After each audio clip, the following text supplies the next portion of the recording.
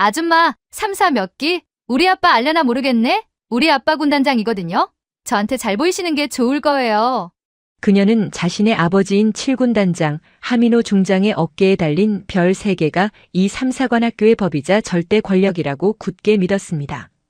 하지만 그녀가 어깨를 밀치려 했던 그 촌스러운 여성. 그녀는 바로 현역 육군 인사사령관이었고 그녀의 어깨 위에는 그녀의 아버지만큼이나 무겁고 서슬퍼런 똑같은 3개의 별이 빛나고 있었습니다. 과연 자신의 정체를 모른 채 덤벼든 이 오만한 생도에게 그리고 그녀를 괴물로 만든 부패한 훈육관과 칠군단장에겐 강채린 중장은 어떤 심판을 내렸을까요? 숨막히는 새벽 공기가 폐부를 찌른다. 아직 동이 트기도 전인 이른 새벽 경상북도 영천에 위치한 대한민국 육군 3사관학교의 충성관 3중대 3학년생도 생활관 복도는 얼음장처럼 차가웠다. 그 차가운 대리석 바닥에 수십 명의 3학년 생도들이 대가리 박아 자세로 신음조차 삼키고 있었다. 그들의 머리 위로 완벽하게 다려진 전투복 차림의 4학년 생도들이 도열해 있었다. 그들의 살기 어린 시선은 오직 한 곳, 복도 중앙에서 유독 거친 숨을 몰아쉬는 한 생도에게 향해 있었다. 윤지수. 목소리는 낮고 날카로웠다. 3중대 중대장 생도 4학년 하수영이었다. 그녀는 팔짱을 낀 채 바닥에 머리를 박고 있는 윤지수의 어깨를 전투화 앞굽으로 툭 찼다. 단순한 접촉이 아니었다. 발끝에 체중을 실어 상대를 모욕하는 명백한 폭력이었다. 대답 안 해? 내년 때문에 지금 3학년 동기 전체가 이 모양 이 꼴인 거 안 보여? 여기가 너희 집 안방인 줄 알아? 어디서 굴러먹던 년이 사관생도라고 전투복 입혀주니까 눈에 뵈는 게 없지? 윤지수는 입술을 깨물다 못해 피맛이 배어나왔지만 신음소리 한 번 내지 못했다. 바닥에 닿은 이마가 깨질 듯 아팠지만 그보다 더한 것은 수치심이었다. 동기들이 자신 때문에 함께 고통받고 있다는 죄책감이 그녀의 목을 졸랐다. 사건의 발단은 어처구니 없을 정도로 사소했다. 어제 저녁 식사 시간 식판을 들고 이동하던 윤지수가 모퉁이를 돌던 하수영과 부딪힐 뻔했다는 것. 윤지수는 반사적으로 죄송합니다. 라고 외치며 자세를 낮췄지만 하수영은 그것을 자신에 대한 도전으로 받아들였다. 감히 3학년 따위가 자신의 진로를 막아섰다는 이유였다. 똑바로 해. 너희 3학년은 동기에도 없어. 저런 고문관 하나 때문에 다 같이 머리 박고 있는데 아무도 전연 머리채를 잡는 년이 없어. 기수 전체가 그냥 빠진 거야? 하수영의 목소리가 복도 전체를 울렸다. 다른 4학년 생도들은 팔짱을 낀 채 이 광경을 즐기고 있었다. 그들에게 3학년은 후배 장교 후보생이 아니라 자신들의 스트레스를 풀기 위한 노예에 불과했다. 윤지수 생도. 너 3사 몇 기야? 이미 답을 아는 질문이었다. 그것은 질문이 아니라 확인이었다. 너와 나 사이에는 넘을 수 없는 기수라는 벽이 존재한다는 확인. 3학년 생도 윤지수입니다. 그래, 3학년. 이제 겨우 대학 2년 마치고 기어들어온 찌끄레기. 하수영이 윤지수의 머리맡에 침을 뱉었다. 여기가 무슨 동네 대학 동아리인 줄 알아? 너 하나 때문에 우리 4학년 전체의 명예가 실추됐어. 내까짓게 감히 4학년 중대장 생도의 심기를 건드려. 그때 복도 끝에서 인기척이 들렸다. 3중대 훈육관인 민병철 소령이었다. 밤샘 당직 근무에 지친 듯한 표정이었지만 그는 복도에 집합한 생도들을 보고도 못 본 척 지나가려 했다. 무궁화 하나 계급장의 위관 장교였지만 그는 4학년 생도인 하수영을 건드리지 못했다. 충성. 훈육관님 좋은 아침이십니다. 하수영이 먼저 완벽한 각도로 격려했다. 그녀의 목소리는 방금 전의 살기 대신 상냥함이 묻어났다. 민병철 소령은 헛기침을 하며 마지못해 걸음을 멈췄다. 아, 하생도. 주말 아침부터 수고가 많군. 이건 또 뭔가? 그는 머리를 박고 있는 3학년 생도들을 턱짓으로 가리켰다. 3학년들 군기가 너무 빠진 것 같아서 교육 중이었습니다. 요즘 신입생도들은 사관생도라기보다는 그냥 대학생 나부랭이 같습니다. 이래서야 나중에 야전에서 소대장 임무나 제대로 수행하겠습니까? 민소령은 곤란하다는 듯 머리를 극적였다. 그는 하수영의 아버지가 자신과는 하늘과 땅 차이인 현직 제7기동군단장, 육군 중장 하민호라는 사실을 잘 알고 있었다. 자신의 진급 심사가 얼마 남지 않은 시점에서 별 3개의 딸을 건드려 좋을 것은 하나도 없었다. 하생도의 리더십은 내가 인정하지. 하지만 너무 과격하게는 하지 말게. 주말 아닌가. 적당히 하고 쉬게 해. 염려 놓으십시오. 훈육관님, 확실하게 교육시키겠습니다. 민병철 소령은 하수영의 어깨를 가볍게 두드리고는 서둘러 자리를 떴다. 그것은 묵인을 넘어선 동조였다. 자네 아버지를 봐서 눈 감아 줄 테니 내 진급이나 신경 써달라는 무언의 신호였다. 훈육관이 사라지자 하수영의 얼굴에서 미소는 순간에 사라졌다. 훈육관님 가셨다. 다시 대가리 박아. 하수영은 윤지수를 노려보며 싸늘하게 말했다. 그리고 윤지수, 넌 오늘 외출 금지다. 대신 내 방으로 와. 밀린 전투 발표 자료가 좀 있어서 말이야. 내 동기들을 고생시킨 만큼 머리로라도 갚아야지. 안 그래? 윤지수의 눈에 절망이 가득했다. 단순한 가혹행위가 아니었다. 하수영은 지난 몇 달간 자신의 모든 전공 과제와 전투 발표 자료, 심지어 졸업을 앞두고 준비해야 할 논문의 자료 조사와 번역까지 윤지수에게 강요하고 있었다. 거부하는 날에는 어김없이 기수 열외라는 이름의 투명인간 취급과 동기 전체를 대상으로 한 연대 책임 얼차려가 뒤따랐다. 윤지수는 정규 육군 장교가 되어 조국을 지키겠다는 일념 하나로 편입을 결심했다. 하지만 지금 그녀가 마주한 현실은 군인의 명예를 팔아먹는 부조리의 한복판이었다. 그날 밤 모두가 잠든 시각. 윤지수는 화장실 칸에 숨어들어 작은 수첩을 꺼냈다. 불빛 하나 없는 어둠 속에서 그녀는 휴대폰 불빛에 의지에 떨리는 손으로 편지를 쓰기 시작했다. 이것이 마지막 희망이었다. 훈육관도 생도대장도 학교장도 모두 하민호 중장의 그늘 아래에 있었다. 그녀가 기댈 곳은 단 하나, 그들과 다른 라인에 서 있는 3사 출신이라는 자부심으로 똘똘 뭉친 단 한 사람뿐이었다. 수신이는 3사관학교 출신 최초의 여군 군단장이자 현재 육군 본부의 핵심 요직인 인사사령관. 모든 3사 출신 여군들의 전설이자 강철 여왕이라 불리는 육군 중장 강채린이었다. 존경하는 강채린 사령관님. 저는 3사관학교 OX기 3학년생도 윤지수입니다. 실명을 밝히는 이유는 이 편지가 마지막이 될 수도 있기 때문입니다. 지금 우리 학교는 아니 적어도 제가 속한 3중대는 지옥입니다. 4학년 하수영 중대장 생도는 7군단장의 딸이라는 이유로 훈육관의 묵인하에 폭언과 폭력을 일삼고 있습니다. 하지만 단순한 가혹행위가 아닙니다. 하 생도는 저를 포함한 3학년 생도들에게 자신의 모든 전공 과제와 전투 발표 자료, 심지어 졸업 논문이 대필까지 강요하고 있습니다. 저희는 장교가 되기 위해 이곳에 왔지 누군가의 노예가 되기 위해 온 것이 아닙니다. 사관생도의 명예는 썩어 문드러졌고 그 자리에는 오직 폭력과 복종만이 존재합니다. 사령관님께서도 3사 출신이시지 않습니까? 제발 저희의 명예를, 우리 3사의 촛불을 지켜주십시오. 윤지수는 편지를 접어 봉투에 넣었다. 내일 아침 그녀는 이 편지를 사령관 직속으로 보고되는 소원 수리함이 아닌 오직 인사사령관 비서실로만 직행하는 특수 우편으로 발송할 계획이었다. 이것이 발각되면 그녀의 생도 생활은 끝장이었다. 하지만 이대로라면 그녀의 영혼이 먼저 끝장날 터였다. 서울 용산구 대한민국 육군 본부 청사. 거대한 태극기와 육군기가 도열한 집무실에서 육군 인사사령관 강채린 중장이 방대한 결제 서류를 검토하고 있었다.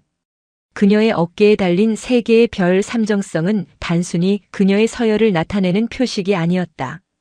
그것은 3사관학교 출신이라는 편견, 그리고 여군이라는 이중의 유리천장을 뚫고 야전과 정책의 최전선에서 피와 땀으로 쌓아 올린 철의 의지 그 자체였다. 부하들은 그녀를 존경과 두려움을 담아 강철 여왕이라 불렀다. 늦은 밤 집무실에 홀로 남은 강채린 중장에게 비서실장인 김소령이 조심스럽게 다가왔다. 사령관님, 특수 우편물입니다. 발신지가 영천입니다. 보낸 이의 실명이 적혀 있습니다. 3사관학교 생도입니다. 영천? 강채린의 미간이 좁아졌다. 영천은 그녀의 군 생활이 시작된 곳, 그녀의 모교 3사관학교가 위치한 곳이었다. 사령관 직속의 비공개 채널로 그것도 실명으로 투서가 온다는 것은 보통 일이 아니었다. 이리 줘. 그녀는 의아한 표정으로 얇은 서류 봉투를 받았다. 봉투를 뜯자 공포와 절박함으로 미세하게 떨리는 듯한 글씨체가 눈에 들어왔다. 존경하는 강채린 사령관님, 저는 3사관학교 OX기 3학년생도 윤지수입니다. 편지를 읽어내려가는 강채린의 표정이 얼음장처럼 굳어졌다. 4학년 하수영 중대장생도 인간 이하의 취급, 조리 돌림.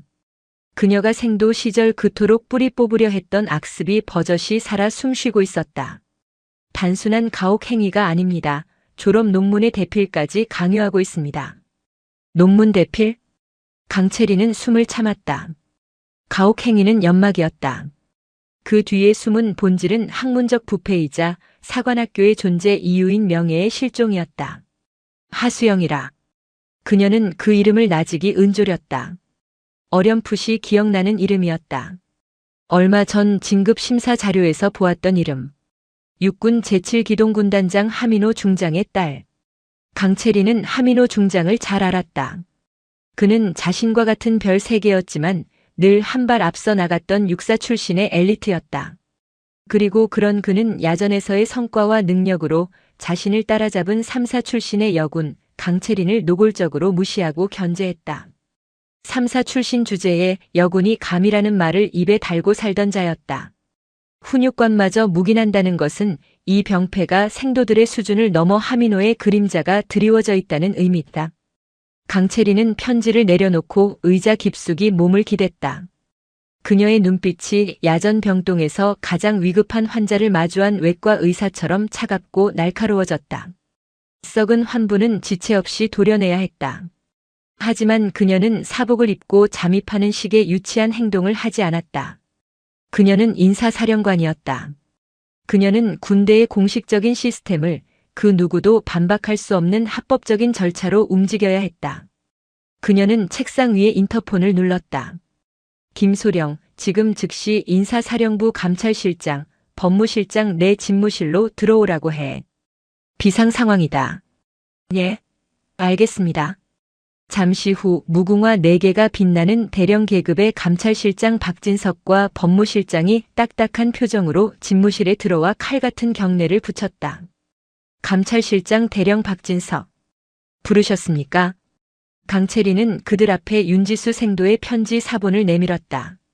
두 사람의 얼굴이 편지를 읽어내려가며 심각하게 굳어졌다. 박 대령. 어떻게 보나? 사령관님. 이 투서가 사실이라면 이것은 단순한 생도 간의 가혹 행위가 아닙니다. 첫째, 훈육관의 직무유기. 둘째, 학문적 부패 및 명예 실추. 그리고 셋째, 박진석 대령이 말끝을 흐렸다. 셋째 뭐지? 현역 군단장의 지위를 이용한 부당한 영향력 행사, 즉 직권 남용의 소지가 다분합니다. 3중대 훈육관이 민병철 소령이라고 했습니다. 다음 달 중령 진급 심사 대상자입니다. 강채린의 눈이 번뜩였다. 퍼즐이 맞춰지는군. 그녀는 자리에서 일어났다. 좋다. 지금부터 내 직권으로 3사관학교에 대한 특별 감찰을 지시한다. 3사관학교 말씀이십니까? 그렇다. 박 대령을 팀장으로 사령부 내 디지털 포렌식 팀, 군사경찰수사관, 법무관을 포함한 최정의 특별 감찰팀을 꾸린다. 그녀는 지도를 펼치지도 않고 영천을 가리켰다. 내일 아침 8시 정각. 불시에 감찰을 개시한다. 불시 감찰의 핵심은 충격과 공포다. 그들이 증거를 인멸할 시간, 심지어 서로 말을 맞출 시간조차 주지 않아야 한다. 알겠습니다. 중점 감찰 사항은 무엇입니까?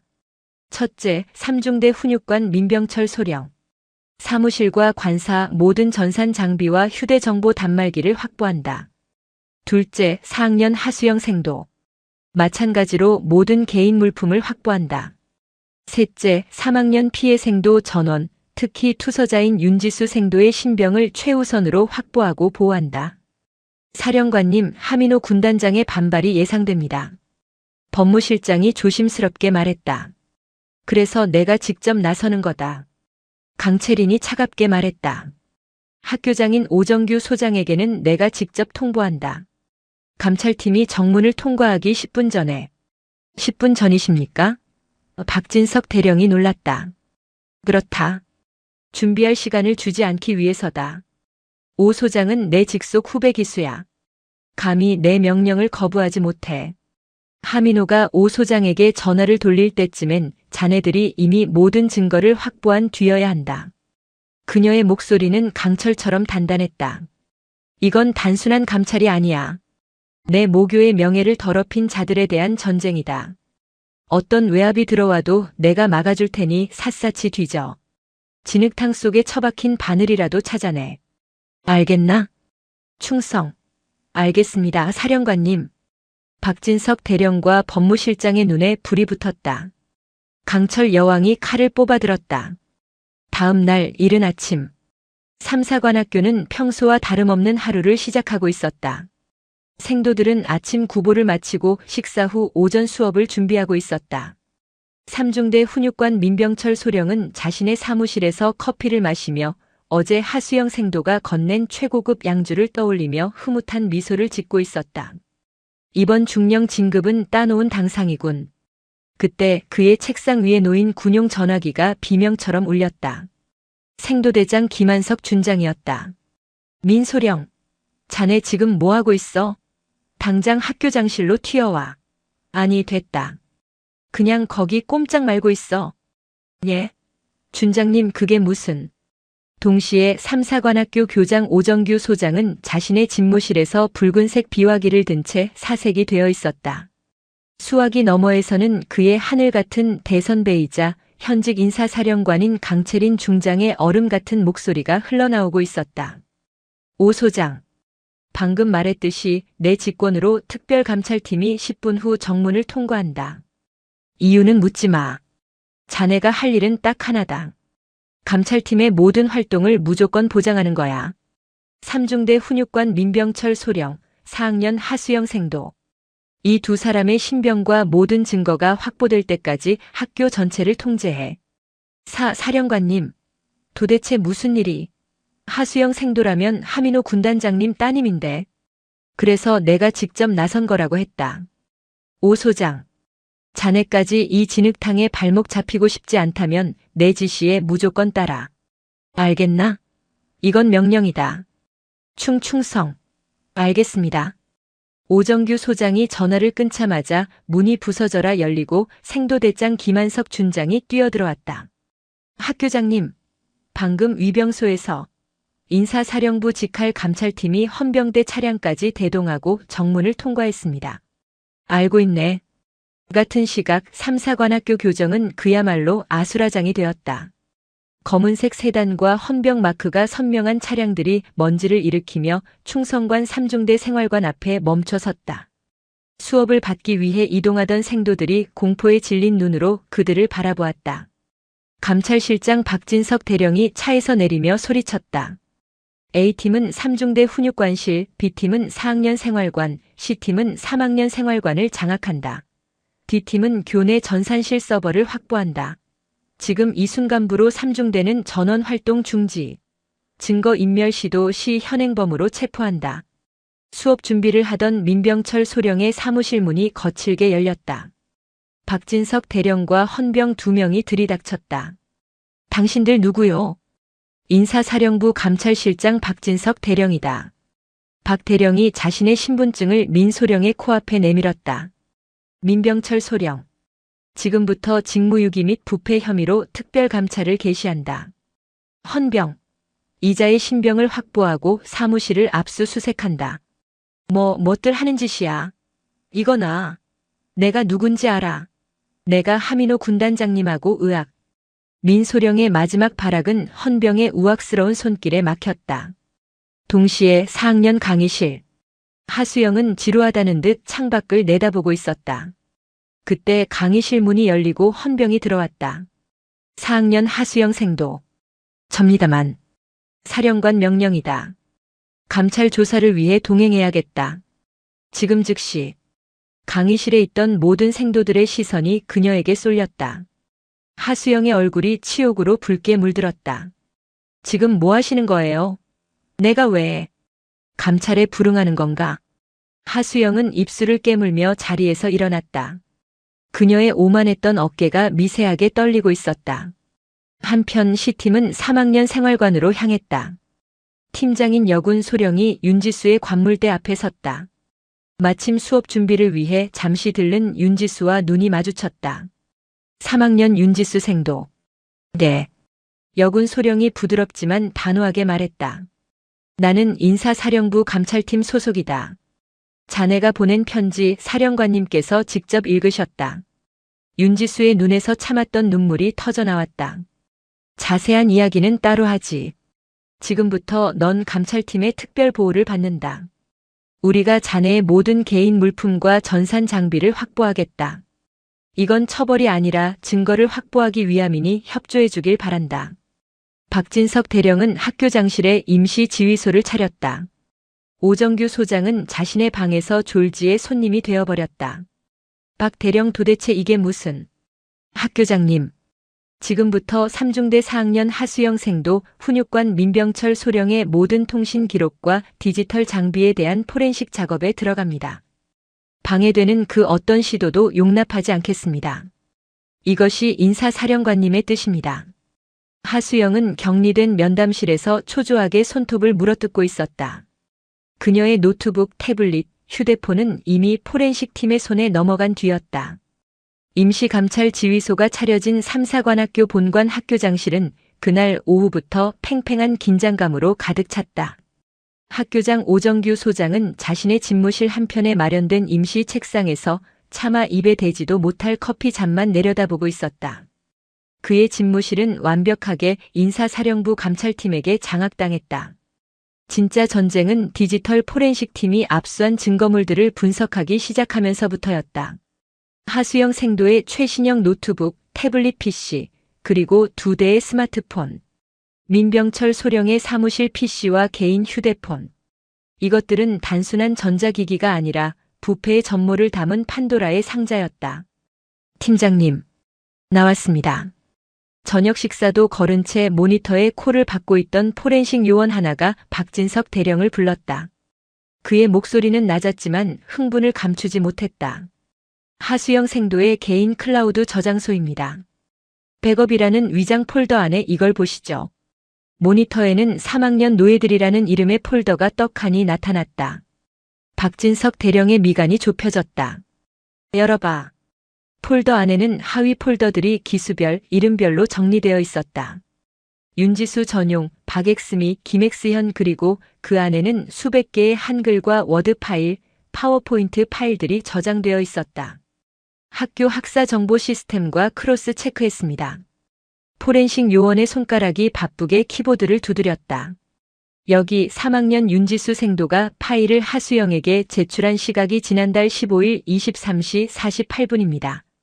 그리고 20분 뒤인 16일 0시 8분 하수영 생도가 자기 이름으로 표지가리만 해서 교내 서버에 과제를 제출한 로그가 확인되었습니다.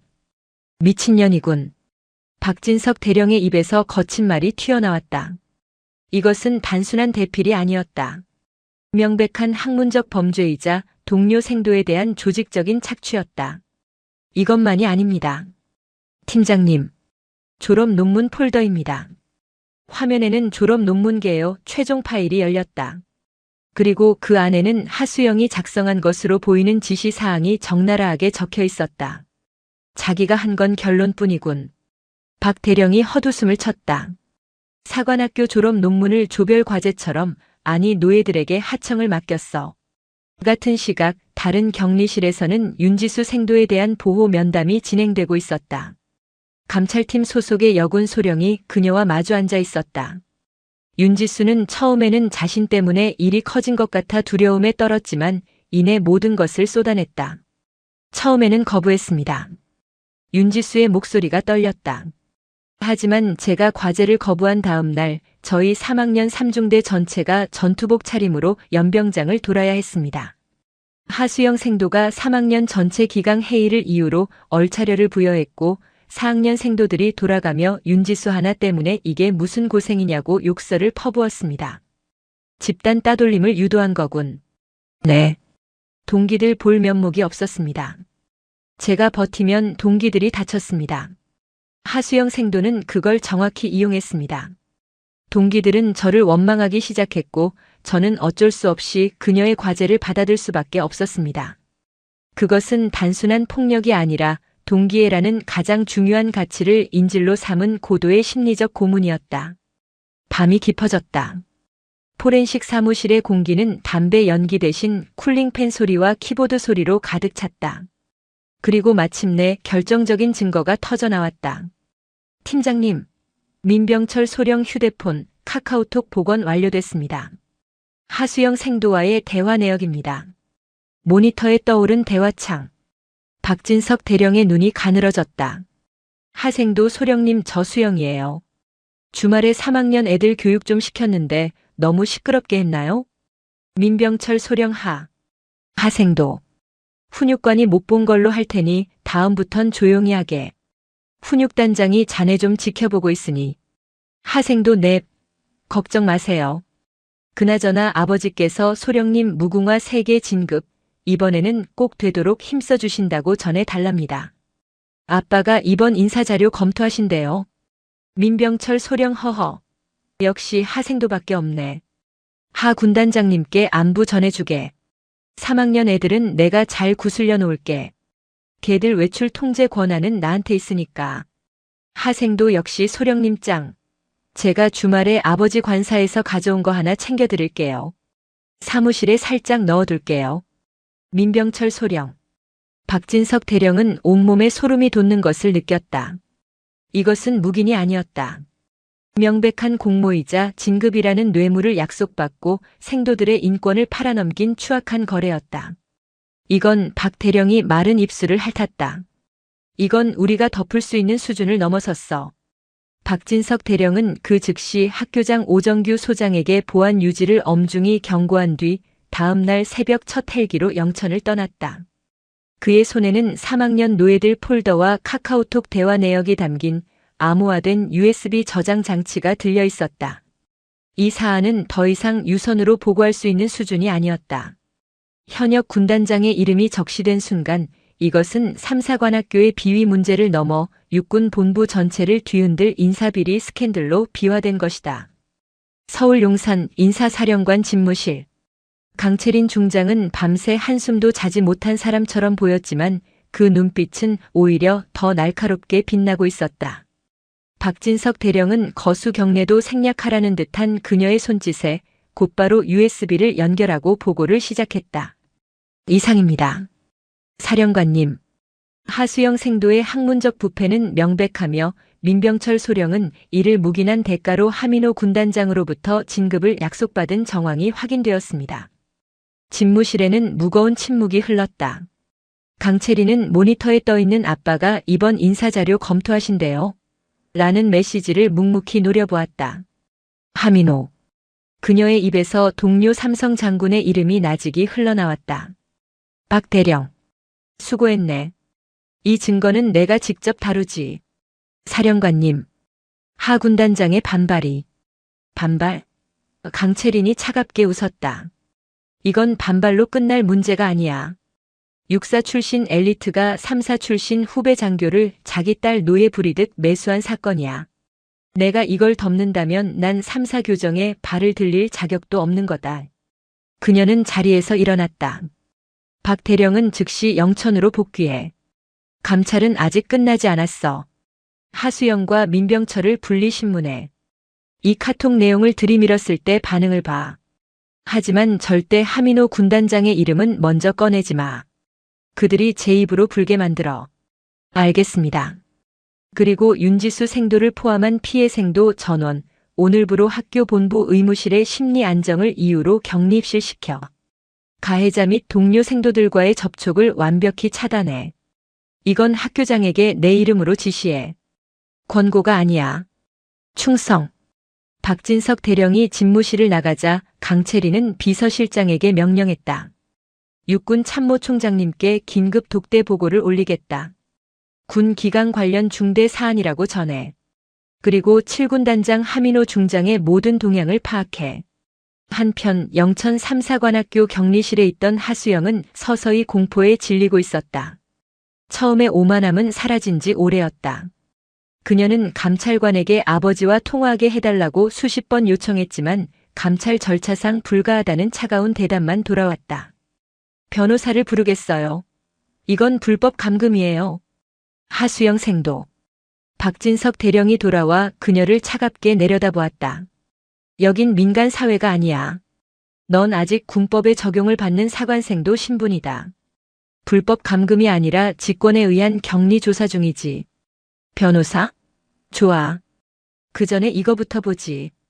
박 대령이 그녀의 노트북 화면을 띄웠다. 3학년 노예들 폴더.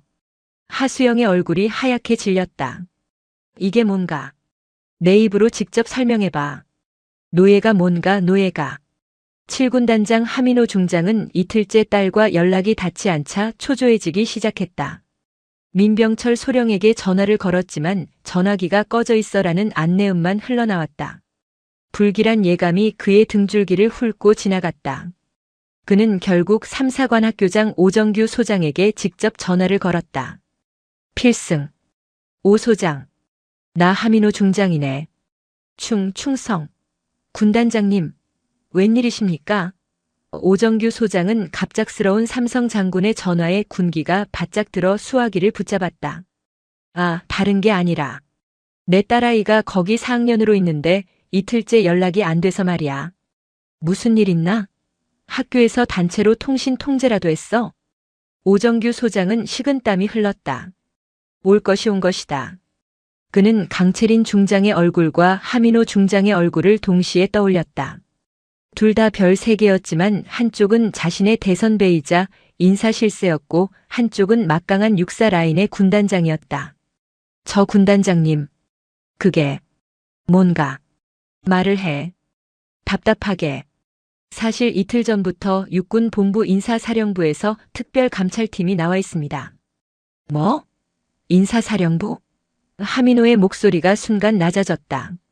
강채린이 보냈군. 예, 그렇습니다. 사령관님 직권으로. 그래서 내 딸아이가 지금 그 감찰 대상이라는 건가? 그런 것으로 알고 있습니다.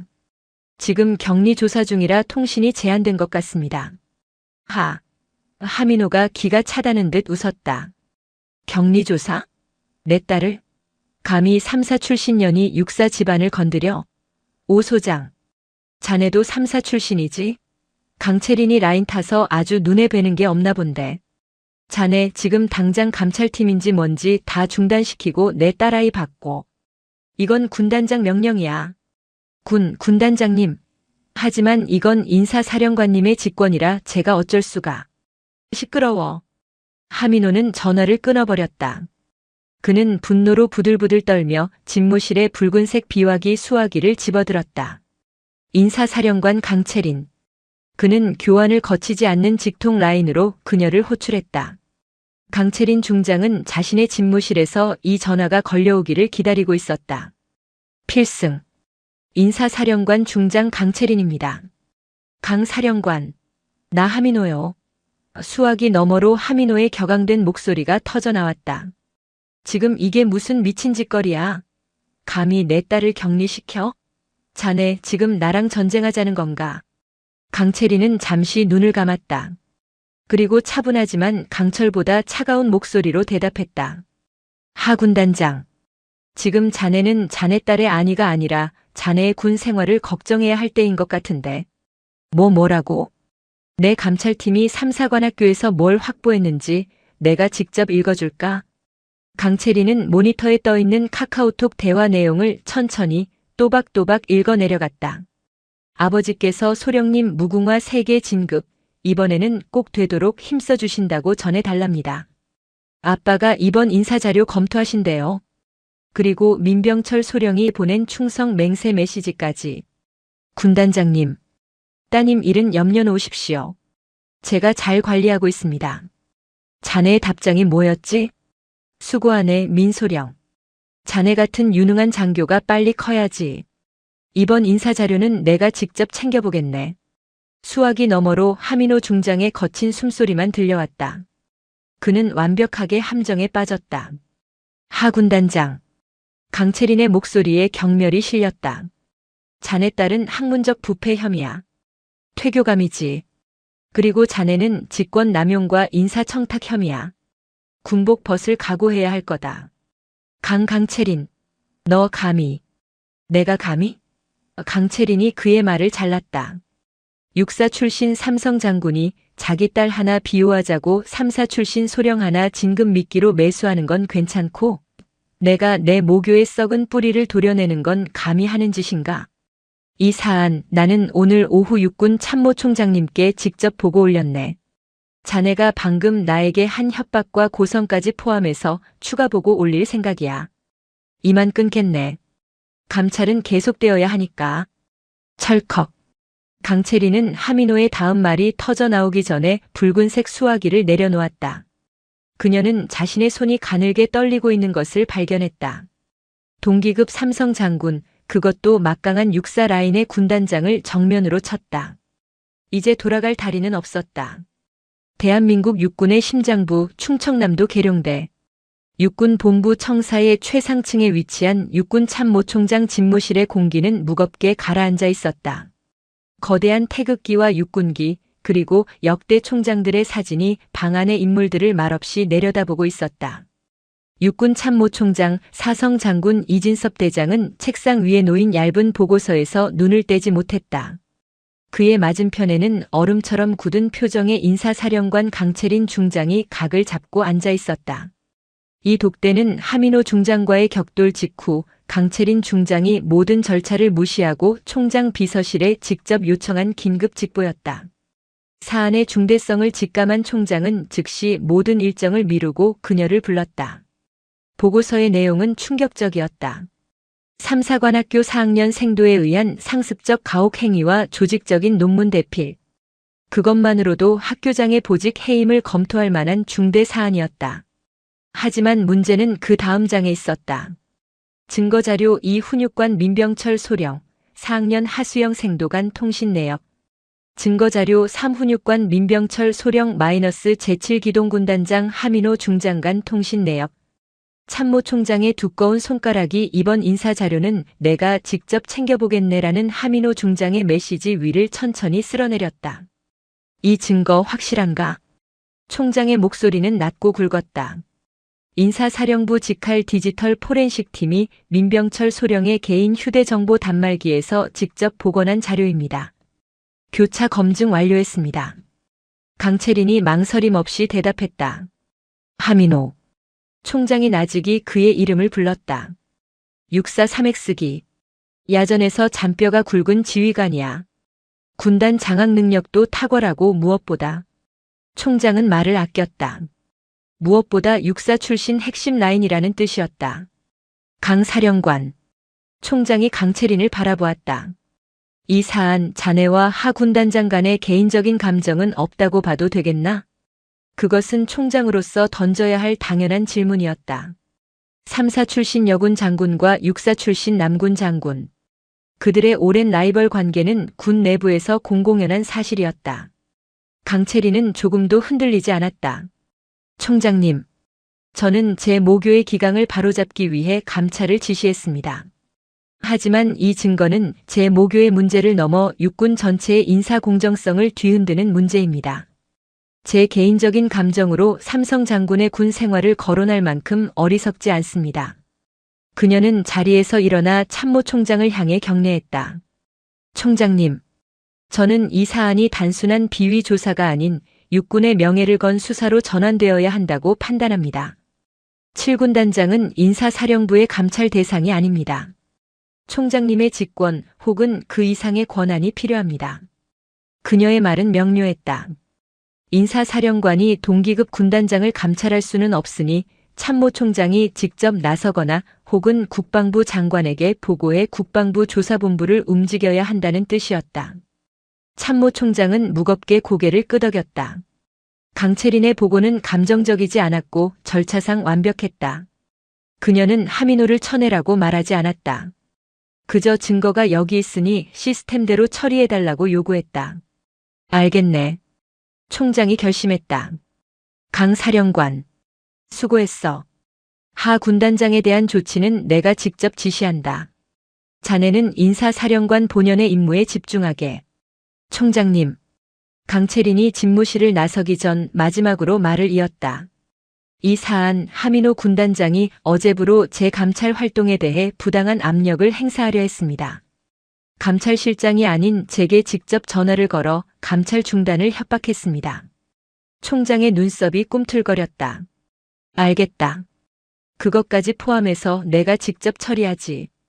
강채린이 집무실을 나서는 순간 참모총장은 즉시 비서실장을 불렀다. 지금 당장 국방부 장관님께 긴급 독대보고 올린다. 그리고 육군 감찰실장과 군사경찰실장을 내 집무실로 호출해. 하민호가 동원할 수 있는 육사 인맥보다 강채린이 움직인 참모총장이라는 공식적인 지휘 계통이 훨씬 더 빠르고 강력했다.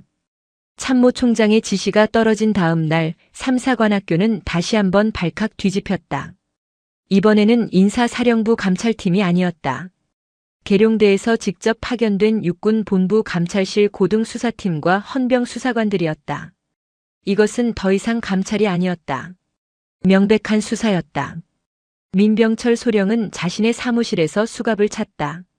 그는 박진석 대령의 신문에서부터 이미 무너져 있었다. 하지만 육군 본부에서 직접 나온 수사관들 앞에서는 신락 같은 희망조차 사라졌다. 민병철 소령. 직권 남용 및 술의 약속 혐의로 긴급 체포한다. 사 살려주십시오. 저는 하군단장님께서 지시하신 대로. 그 말은 군사법원 가서 하게. 수사관은 차갑게 그의 말을 잘랐다. 민병철 소령은 자신의 중령 진급을 약속받았던 그 휴대폰 메시지 때문에 자신의 군 생활은 물론 연금까지 박탈당할 위기에서 군사구치소로 이송되었다. 같은 시각 3사관학교 본관 대회의실에서는 특별징계위원회가 열렸다. 징계위원장은 학교장 오정규 소장이 맡았지만 실질적인 회의는 강채린 중장이 상급부대 지휘관 자격으로 배석하여 주도했다. 피징계자석에는 4학년 하수영 생도와 가혹행위에 동조했던 4학년 생도 4명이 나란히 앉아 있었다. 피징계자 4학년 생도 하수영. 징계 사유에 대해 발언할 기회를 주겠다. 오정규 소장이 절차에 따라 물었다. 하수영은 여전히 고개를 빳빳이 들고 있었다. 아버지가 어떻게든 자신을 구해줄 것이라 믿는 듯 했다. 인정할 수 없습니다. 이건 명백한 표적 감찰입니다. 3학년 후배들의 일방적인 주장이며 저를 음해하려는 모함입니다. 증거가 있습니까? 그녀의 오만한 목소리가 회의실을 울렸다. 징계위원들의 표정이 굳어졌다. 강채린 중장이 조용히 손을 들었다. 위원장, 발언권을 요청합니다. 허가합니다. 강채린은 박진석 대령에게 눈짓했다. 대회의실에 대형 스크린이 켜졌다. 그리고 그곳에 하수영의 개인 클라우드 저장소 화면이 떴다. 3학년 노예들. 하수영의 눈이 경악으로 물들었다. 피징계자 하수영. 강채린의 목소리는 마이크가 필요 없을 정도로 회의실을 장악했다. 저 폴더명이 후배들의 일방적인 주장인가? 저 폴더 안에 들어있는 자네 이름으로 제출된 수백 개의 과제물 파일이 모함인가? 그것은 강채린은 다음 화면을 지시했다. 윤지수 생도에게 졸업 논문 대피를 지시한 문서였다. 자네는 사관 생도의 명예를 스스로 진흙탕에 처박았어. 폭력으로 후배들을 억압하고 그들의 노동력을 착취했지. 그건 사관 생도가 아니라 뒷골목 양아치나 하는 짓이야. 강채린이 오정규 소장을 바라보며 말했다. 위원장, 증거는 차고 넘칩니다. 피징계자의 반성 없는 태도까지 감안하여 교칙에 따른 최고 수위의 징계를 요청합니다. 오정규 소장은 땀을 닦으며 위원들을 둘러보았다. 반대 의견은 없었다. 징계위원회 의결 결과를 발표한다. 오정규 소장이 판결문을 읽어 내려갔다. 국군 3사관학교 교육운영위원회는 4학년 하수영 생도가 사관 생도의 품위를 심각하게 손상시켰으며 반복적인 가혹 행위와 지휘권 남용 그리고 학칙이 금지하는 논문 대필 행위 등 도저히 장교로서 임관할 자격이 없다고 판단한다. 하수영의 숨소리가 거칠어졌다. 이에 4학년생도 하수영을 국군 3사관학교에서 퇴교 조치한다. 퇴교. 하수영의 눈이 초점을 잃었다. 4년간의 모든 것이 사라지는 순간이었다. 아버지가 자신을 지켜주지 못했다. 말도 안 돼. 내가 누군데 나한테 퇴교를 줘. 아빠. 아빠. 그녀의 발악은 회의실을 지키고 있던 헌병들에 의해 제지당했다. 그녀는 그렇게 질질 끌려나가며 자신의 군 생활을 스스로 마감했다.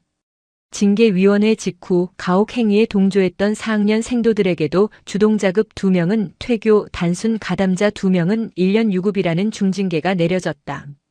하지만 진짜 폭풍은 7군단에 몰아쳤다. 육군 참모총장의 보고를 받은 국방부 장관은 즉시 국방부 조사본부에 하민호 중장에 대한 직권 남용 및 인사 청탁 혐의에 대한 공식 수사를 지시했다. 군 검찰이 현역 삼성 장군의 집무실과 관사를 압수수색하는 초유의 사태가 벌어졌다. 그의 개인 휴대폰과 컴퓨터에서는 민병철 소령 외에도 자신의 입맛에 맞는 부하들을 진급시키기 위해 인사 라인에 압력을 행사한 정황들이 추가로 발견되었다. 육군 본부는 더 이상 그를 현역 군단장 자리에 둘 수 없었다. 그것은 군 전체의 명예를 실추시키는 행위였다. 다음 날 아침 국방부 정례 브리핑에서 짧은 공지가 발표되었다. 육군은 금일부로 제7기동군단장 하민호 중장을 보직 해임하고 육군 본부 정책연구관으로 발령 조치하였습니다. 이는 최근 3사관학교에서 불거진 비위 사건과 관련하여 지휘관으로서의 부적절한 처신과 직권 남용 혐의에 대한 뉴스는 대한민국을 발칵 뒤집어 놓았다. 속보 현역 삼성 장군, 7군 단장 하 중장 전격 보직 해임. 후속 보도 딸 사관학교 비위 감싸려 인사청탁군 검찰 수사 착수. 사설 썩어버린 별들, 군 기강 이대로 괜찮은가. 국민들의 분노가 들끓었다. 역시 군대는 썩었다. 저런 자가 군단장이라니. 강철 여왕 강채린, 군 내부 비리 도려내다라는 식의 기사들이 쏟아졌다. 하민호 중장은 모든 것을 잃었다. 7군 단장 이임식도 없이 그는 군단 사령부에서 쫓겨나듯 계룡대의 차가운 정책연구관 사무실로 출근해야 했다. 그곳은 아무런 보직도 부하도 없는 장군들의 무덤이었다. 그가 할 수 있는 일은 아무것도 없었다. 육사 동기들조차 그에게 전화를 걸지 않았다. 그는 완벽하게 고립되었다. 일주일 후 군 검찰의 소환 조사를 앞두고 그는 책상 서랍에서 A사 용지를 꺼냈다. 전역 지원 서명의 전역. 그는 명예라는 단어의 실소를 터뜨렸다. 하지만 불명예 강제 전역이라는 최악의 사태를 피하기 위해 그는 치욕 속에서 스스로 전역 지원서를 제출했다. 그의 30년 군 생활은 가장 불명예스러운 방식으로 막을 내렸다. 모든 폭풍이 지나간 며칠 후 3사관학교는 다시 안정을 되찾았다. 하지만 그 공기는 이전과 완전히 달랐다. 썩은 고름을 짜낸 뒤에 건강한 긴장감이 감돌았다. 하수영은 모든 짐을 싸서 부모의 차를 타고 정문을 빠져나갔다. 그녀는 더 이상 사관생도가 아닌 평범한 20대 민간인이었다.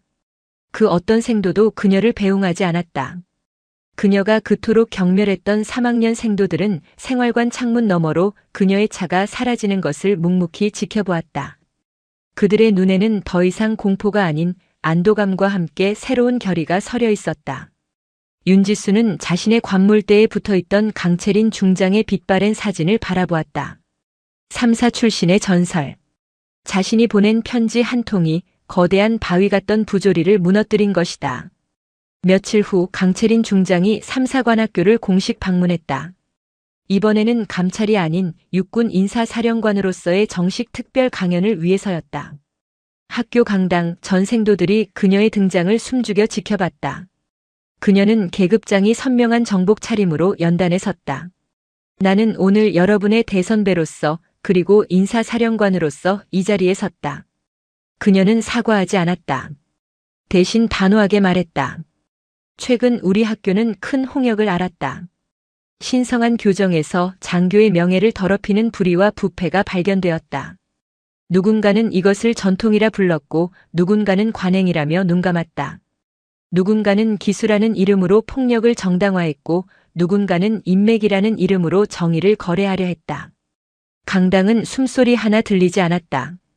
하지만 오늘을 기억하라. 여러분이 입은 이 군복은 여러분에게 주어진 특권이 아니라 여러분이 짊어져야 할 책임이다. 여러분 어깨에 달릴 다이아몬드는 후배들을 억압하는 흉기가 아니라 부하들의 생명을 구하고 조국을 지키는 신성한 도구여야 한다. 그녀는 강당 앞줄에 앉은 3학년 생도들 그 중에서도 고개를 빳빳이 들고 자신을 바라보는 윤지수 생도를 바라보았다. 불의를 보고 침묵하는 것은 불의에 동조하는 것이다. 가장 끔찍한 공포 속에서도 가장 용기 있는 목소리를 내는 것. 그것이 진정한 용기다. 진정한 리더십은 폭력적인 카리스마나 인맥에서 나오는 것이 아니라 가장 약한 자의 목소리를 들어주는 그 책임감에서 나온다. 강채리는 연설을 마쳤다. 썩은 고름은 짜내야 새 살이 돋는 법이다. 오늘부로 삼사관학교는 다시 태어났다.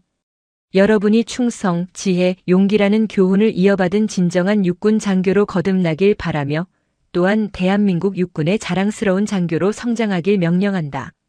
충성. 강당이 떠나갈 듯한 경례 소리로 가득 찼다. 그 어떤 때보다 우렁차고 절도 있는 함성이었다. 강채린 중장은 강당을 나섰다. 그녀가 차에 오르기 전 윤지수 생도가 달려나와 그녀의 앞을 막아섰다. 윤지수의 얼굴에는 더 이상 공포나 눈물이 없었다. 굳은 결의와 존경심만이 가득했다. 윤지수 생도는 자신의 군 생활 중 가장 크고 절도 있는 목소리로 경례했다. 충성. 사령관님, 가르침 절대 잊지 않겠습니다. 강채리는 그런 그녀를 바라보며 조용히 미소 지었다.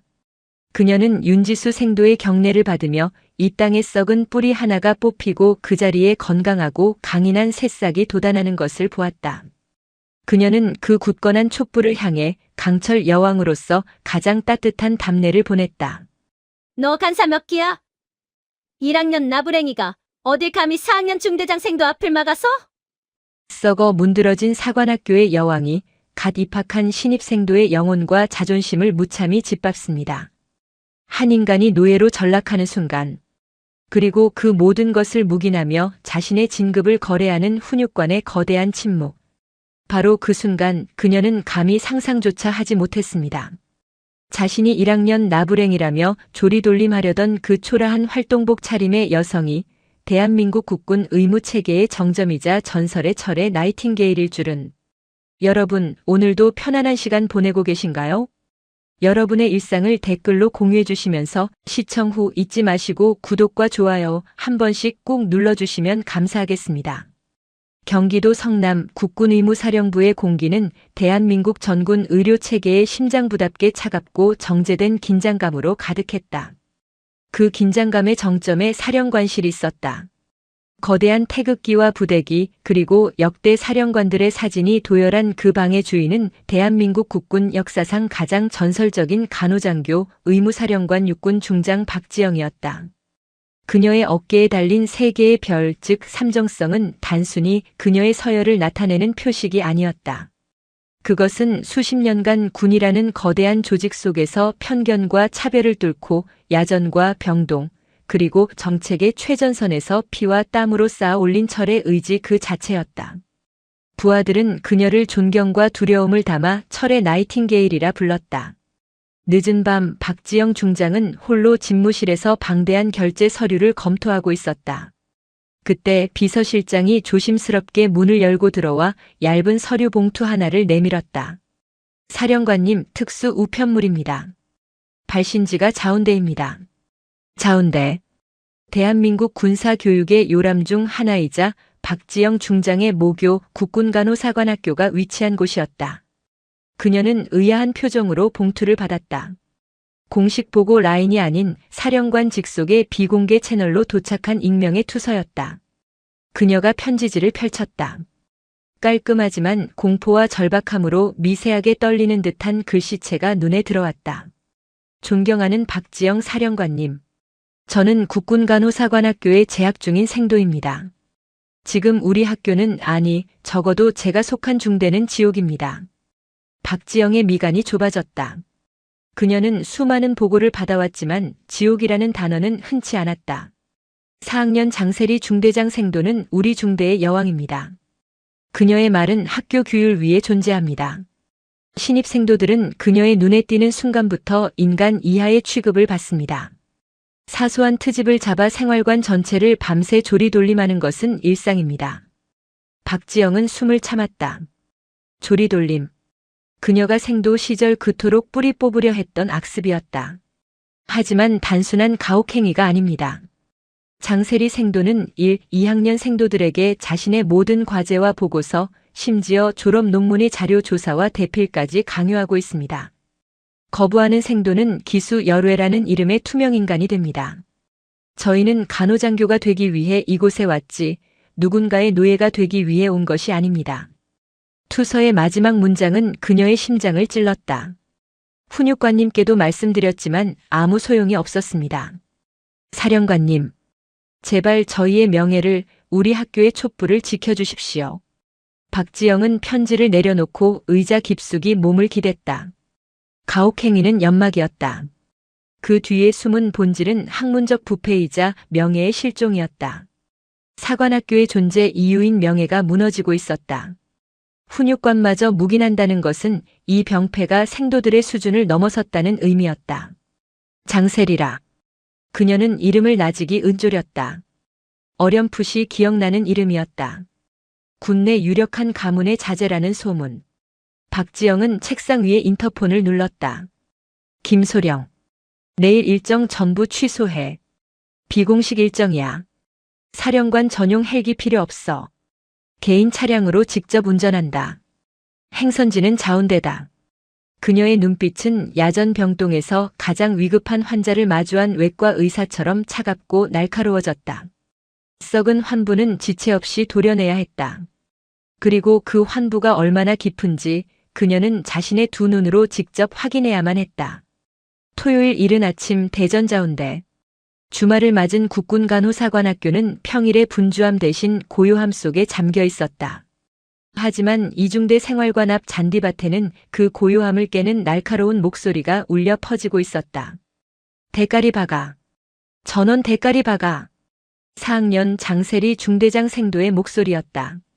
그녀는 완벽하게 다려진 주말 외출복 차림으로 팔짱을 낀 채 아침 점호를 이유로 집합시킨 1학년생도 수십 명을 내려다보고 있었다.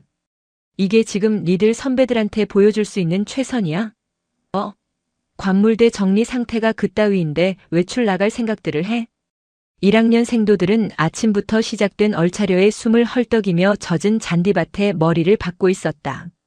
그들의 앞에 1학년 중 가장 몸이 약한 이지은 생도의 관물대에서 나온 물품들이 어지럽게 흩어져 있었다. 장세리가 일부러 쏟아버린 것이었다. 이지은 생도. 너 때문에 내 동기들 전부 머리 박는 거 안 보여? 대답 안 해. 죄송합니다. 이지은 생도가 눈물 콧물이 범벅이 된 채 악을 썼다. 죄송하면 다야? 니들 1학년은 동기에도 없어? 저런 고문관 하나 때문에 다 같이 고생하는데. 아니면 니들 기수 전체가 그냥 빠진 거야? 장세리는 이지은 생도 앞으로 걸어가 그녀의 어깨를 구둣발로 툭 찼다. 일어나. 똑바로 서. 어디서 눈물을 질질 짜. 여기가 니들 집 안방인 줄 알아? 그때 생활관 복도를 순찰하던 이중대 훈육관 육군 소령 김철수가 그 광경을 목격했다. 그는 잠시 멈칫했지만 이내 못 본 척 복도 안으로 다시 들어가려 했다. 충성. 훈육관님. 좋은 아침이십니다. 장세리가 먼저 그를 발견하고 완벽한 각도로 경례했다. 김철수 소령은 헛기침을 하며 마지못해 걸어 나왔다. 아, 장생도. 주말 아침부터 수고가 많군. 이건 뭔가? 그는 머리를 박고 있는 1학년 생도들을 턱짓으로 가리켰다. 1학년들 군기가 너무 빠진 것 같아서 교육 중이었습니다. 요즘 신입생도들은 사관생도라기보다는 그냥 대학생 같습니다. 이래서야 나중에 야전에서 제대로 임무 수행이나 하겠습니까? 장세리의 대답은 당당했다. 김철수 소령은 곤란하다는 듯 잠시 망설였지만 이내 고개를 끄덕였다. 장생도의 리더십은 내가 인정하지. 하지만 너무 과격하게는 하지 말게. 주말 아닌가. 적당히 하고 쉬게 해. 염려 놓으십시오. 훈육관님. 확실하게 교육시키겠습니다. 김철수 소령은 장세리의 어깨를 가볍게 두드리고는 서둘러 자리를 떴다. 그는 장세리의 아버지가 자신과 같은 육군 보병 병과의 하늘 같은 선배이자 현 군단장인 육군 중장이라는 사실을 잘 알고 있었다. 그녀의 눈밖에 나서 좋을 것이 하나도 없었다. 김철수 소령이 사라지자 장세리의 얼굴에 걸렸던 상냥한 미소는 순식간에 사라졌다. 그녀는 다시 1학년들을 향해 싸늘한 목소리를 뱉었다. 훈육관님 가셨다. 다시 대가리 박아. 그녀는 잔디밭 한가운데 서서 자신의 성을 내려다보는 여왕처럼 오만하게 서 있었다. 그리고 그 성벽을 지탱하는 것은 1학년 생도들의 공포와 눈물, 그리고 2학년 생도들의 침묵이었다. 그녀는 이지은 생도를 노려보며 말했다. 그리고 이지은 생도. 너는 오늘 외출 금지다. 대신 내 방으로 와. 밀린 보고서가 좀 있어서 말이야. 내 동기들 고생시킨 만큼 몸으로라도 갚아야지. 안 그래? 이지은 생도는 입술을 깨물며 고개를 끄덕였다. 그녀의 눈에는 절망이 가득했다. 그 같은 시각 박지영 중장은 사령관의 별 계급장이 아닌 아무 표식도 없는 검은색 활동복 상의와 하의 차림으로 국군간호사관학교 정문을 통과하고 있었다. 위병소 근무자는 그녀의 신분을 확인하려 했지만 그녀가 제시한 것은 국방부 본부에서 발급된 비공식 출입증이었다. 위병소장은 본부에서 오신 분이라는 말에 더 묻지 않고 게이트를 열었다. 박지영은 수십 년 만에 홀로 걷는 모교의 교정이 낯설면서도 익숙했다. 그녀는 생도 생활관 구역으로 천천히 발걸음을 옮겼다. 그녀의 목적은 단 하나, 투서에 언급된 이중대 생활관이었다. 생활관에 가까워질수록 고함 소리가 들려왔다. 박지영은 소리가 나는 곳을 향해 나무 그늘을 따라 은밀하게 접근했다. 그리고 그녀는 목격했다. 수십 명의 1학년 생도들이 잔디밭에 머리를 박고 있었고 그 앞에는 화려한 외출복 차림의 4학년 생도가 구둣발로 다른 생도의 어깨를 툭툭 차고 있었다. 일어나. 똑바로 서. 어디서 눈물을 질질 짜. 박지영의 온몸의 피가 차갑게 식었다. 자신이 생도 시절 겪었던 그리고 뿌리 뽑았다고 믿었던 그 폭력의 망령이 버젓이 살아 숨쉬고 있었다. 그녀는 더 이상 숨어있을 필요를 느끼지 못했다. 그녀는 나무 그늘에서 걸어 나와 잔디밭에서 벌어지는 광경을 똑똑히 보기 위해 그들로부터 수십 미터 떨어진 길가에 멈춰 섰다. 그때 장세리의 옆에 있던 다른 4학년 생도가 박지영을 발견했다. 세리야, 저기. 웬 아줌마가 우리 쪽 쳐다보는데. 장세리가 고개를 돌렸다. 계급장도 없는 평범한 활동복 차림의 중년 여성이었다. 처음 보는 얼굴이었다. 신입생도들의 학부모인가? 아니면 길을 잃은 민간인? 어느 쪽이든 4학년 생도인 자신에게 경례도 없이 빤히 쳐다보는 것은 용납할 수 없는 일이었다. 장세리는 얼차려를 받던 1학년들을 그대로 둔 채 다른 4학년 생도 2명과 함께 박지영을 향해 성큼성큼 걸어갔다. 거기. 장세리가 턱짓을 하며 불렀다. 여기는 생도 생활관 구역이라 외부인 출입 금지입니다. 누구신데 여기까지 들어오셨죠? 박지영은 자신을 향해 걸어오는 오만한 4학년 생도를 차갑게 바라보며 대답했다. 볼 일이 있어서 왔습니다. 그녀의 침착한 대답에 장세리는 어이가 없다는 듯 헛웃음을 쳤다. 볼일? 아줌마. 여기가 어딘 줄 알고 볼일을 우누네요. 혹시 1학년 학부모면 당장 위병소 밖으로 나가시고. 학부모 아닙니다. 학부모도 아니면. 혹시 1학년이야? 너. 장세리는 박지영의 얼굴을 뜯어보았다. 나이는 들어 보였지만 키가 작고 활동복 차림이라 분간이 어려웠다. 만약 신입생도가 선배를 보고도 경례를 안 한 것이라면 이건 중대한 군기 문란이었다. 너 1학년이면 관등 성명 안 돼? 선배가 눈앞에 있는데 경례도 안 하고. 간사 몇 기야? 박지영은 그녀의 무례한 질문에 대답하지 않았다. 대신 그녀의 뒤편 잔디밭에서 여전히 머리를 박고 있는 1학년 생도들을 바라보며 말했다. 생도. 지금 하고 있는 그 행동, 사관학교 규율 위반이라는 건 알고 있나? 순간 장세리의 표정이 굳었다. 뭐? 이 아줌마가 진짜 미쳤나? 지금 누굴 가르치려 들어? 장세리의 동기들도 거들었다. 세리야, 아무래도 민간인이 길 잃고 들어와서 군인 행세하는 것 같은데. 헌병대에 신고할까? 아니. 잠깐. 장세리는 박지영의 코앞까지 다가섰다. 키 차이 때문에 그녀가 박지영을 내려다보는 구도였다. 아줌마. 내가 마지막으로 경고하는데. 신분증 까. 아니면 진짜 군인 모독죄로 헌병대에 넘겨버릴 거야. 아니, 그 전에. 내년이 뭔데 우리 학교 일에 감나라 배나라야. 군복만 보면 환장이라도 했어? 어디서 굴러먹던 아줌마가. 내년 환장. 박지영의 눈빛이 얼음장처럼 차가워졌다. 그때 장세리는 박지영의 어깨를 손가락으로 거칠게 쿡 찔렀다. 말 안 해? 너 진짜 간사 몇 끼냐고. 장세리가 손을 들어 박지영의 어깨를 강하게 밀치려던 바로 그 순간이었다. 지금 뭐 하는 겁니까? 방금 전 사라졌던 훈육관 김철수 소령이 사무실 창문으로 이 광경을 보고 경악하며 뛰쳐나왔다. 그는 장세리가 웬 중년 여성과 시비가 붙은 것을 보고 사태를 수습하려 달려왔다. 장세리 생도. 지금 무슨. 김철수 소령은 달려오던 기세 그대로 박지영의 얼굴을 정면에서 확인하고 그 자리에 얼어붙었다.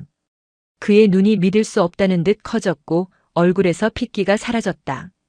그는 숨이 넘어갈 듯한 목소리로 외쳤다. 그의 두 발이 부서져라 모이고 그의 오른손이 번개처럼 관자놀이에 붙었다. 충, 성, 사령관님, 여긴 어쩐 일로 오셨습니까? 사령관. 김철수 소령의 그 한마디에 주변의 공기가 멈췄다. 장세리와 그녀의 동기들은 방금 자신들이 들은 단어를 이해할 수 없었다. 사령관. 우리 학교 교장 선생님도 소장 별 2개인데. 사령관. 장세리의 손은 박지영을 밀치려던 그 자세 그대로 공중에서 굳어버렸다. 박지영은 김철수 소령의 경례를 받는 둥 마는 둥 하며 여전히 굳어있는 장세리를 향해 고개를 돌렸다. 그녀의 목소리는 그 어떤 고함보다 무겁게 생활관 광장을 울렸다. 장세리 생도.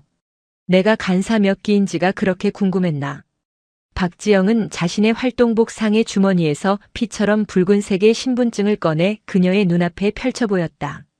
거기에는 대한민국 육군 중장 박지영이라는 글자와 함께 그녀가 평생을 바친 국군의 무사령부의 마크가 선명하게 박혀 있었다. 이제 자네가 대답할 차례다. 자네는 지금 누구에게 손을 대려 한 거지? 장세리의 눈앞이 하얘졌다. 그녀가 방금 아줌마 내년이라 부르며 어깨를 밀치려 했던 그 여성이 자신의 아버지와 같은 계급이자 대한민국 모든 간호장교의 정점에 있는 전설 속의 철의 나이팅게일 국군 의무사령관 박지영 중장이었다. 충, 성, 사령관님, 여긴 어쩐 일로 오셨습니까? 훈육관 김철수 소령의 목소리는 공포로 찢어질 듯 갈라졌다. 그 한마디는 이중대 생활관 앞 잔디밭의 시간을 완벽하게 정지시켰다. 장세리 생도의 손가락은 박지영 중장의 어깨를 찌르기 직전 허공에서 화석처럼 굳었다. 그녀의 동공은 지진이라도 만난 듯 흔들렸다. 방금 전까지 아줌마 내년이라고 불렀던 그 초라한 활동복 차림의 여자가 자신의 훈육관이 경악하며 최고 경례를 바치는 대상이었다. 사령관. 그 단어가 그녀의 뇌리를 망치처럼 강타했다. 사관학교 교장도 소장 별 2개에 불과했다. 그런데 사령관이라니. 박지영 중장은 김철수 소령의 경례는 안중에도 없다는 듯 오직 장세리의 눈을 꿰뚫어 보고 있었다. 그녀가 붉은색 가죽 커버의 신분증을 펼쳐 보였다. 장세리의 시선이 기계적으로 그 신분증을 향했다. 거기에는 그녀가 평생을 바쳐도 닿을 수 있을지 모를 하늘과도 같은 3개의 별 삼정성이 선명하게 박혀 있었다. 그리고 그 아래 대한민국 육군 중장 박지영, 국군의무사령관이라는 글자가 그녀의 시야를 불태웠다. 자신의 아버지와 같은 계급. 장세리의 호흡이 멎었다. 그녀의 오만했던 얼굴에서 핏기가 사라지고 새하얀 백지장처럼 변해갔다. 생도. 박지영이 얼음처럼 차가운 목소리로 말했다. 손 안 내려?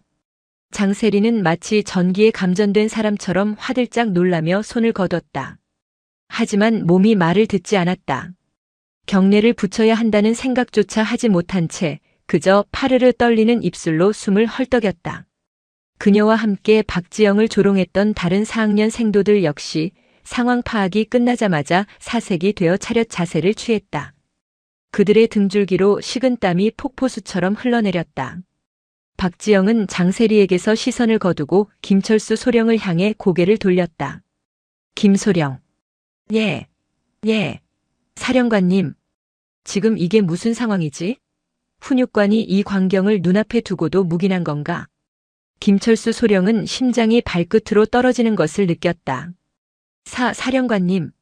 그게 아니라 저는 생도들이 주말 아침에 교육 훈련 중인 것으로만 알고. 교육? 박지영이 그의 말을 잘랐다. 그녀의 목소리는 낮았지만 그 어떤 고함보다 위압적이었다.